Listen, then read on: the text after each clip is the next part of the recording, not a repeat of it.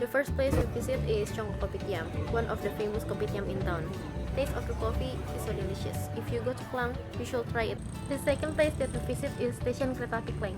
Station Kereta Api Klang is one of the oldest station in Klang, and this station also one of the tourist attraction in Klang. Because this station is one of the oldest station in Klang. The next place is Sultan Sulaiman Royal Mosque. This is the outside look of this mosque.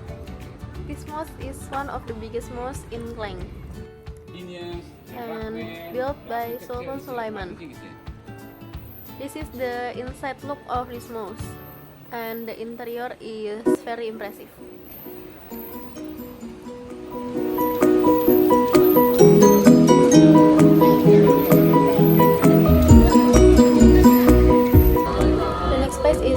Of Lourdes Church in Klang, built by the Catholic missionaries in 1928, was a beacon of hope to many. The church demonstrates the true meaning extended and performed by the Catholic Church together, both with her price and as a parish itself in helping migrants to settle and adjust in a new land.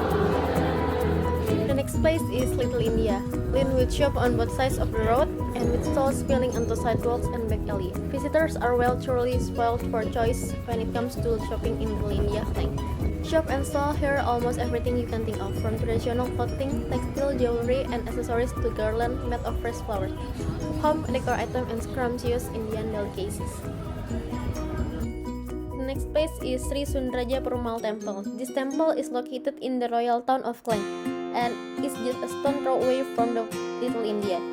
This temple, better known as Klang Perumal Temple, is a 127 years old temple. Built in 1892, it is of the oldest and the largest Vaishnava temple in Malaysia. It is the first granite temple in Malaysia. The temple is the most popular temple of Lord Vishnu in Southeast Asia. The next place is Tian Hock Kiong Snake Temple. This interesting temple is decorated with numerous sculptures of snakes, coiled around columns, adorning the roof, and even wrapped around the altar. I believe it is a Taoist temple and it looks fairly recent, although I could be wrong. There are a few real snakes inside the temple, but thankfully they are safely caged. The Royal Gallery. The Gallery Diraja Sultan Abdul Aziz is one of the best museums in Malaysia. It highlights the rich heritage of the Selangor Sultanate and contains an excellent collection of artifacts and gifts, together with replicas of the Selangor crown jewels. The classic building itself dates from 1909 and was designed by British architect A.B. Hubeck for use as a colonial government office. Entrance to this museum is free.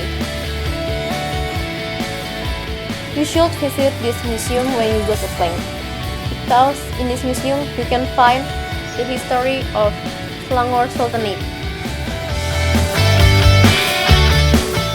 The next is Chendol Klang, one of the famous desserts in Klang. This chendol is very delicious and refreshing, have many variants and also cheap. Now we eat at Fatty Mihun Tea House at Taman Berkeley. This is Klang style penny or what locally referred to as Mihun tea. It looks very similar to the version you find at KL. This is one of the famous food in Klang. They have many variants of Mihun and the price also quite cheap. And the restaurant always full of customers. The next is the Klang Royal Town Mosque, or known as Masjid Bandar Diraja Klang. It's a mosque in Klang, Selangor, Malaysia.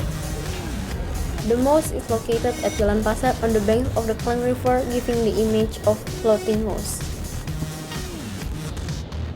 The last place we visit is Christ Monument, or known as Two Christ. This is a giant aluminium statue of a Christ Dager and was erected in 1985 to mark the silver jubilee of the late Sultan of Selangor, Almarhum Sultan Salahuddin Abdul Aziz Shah.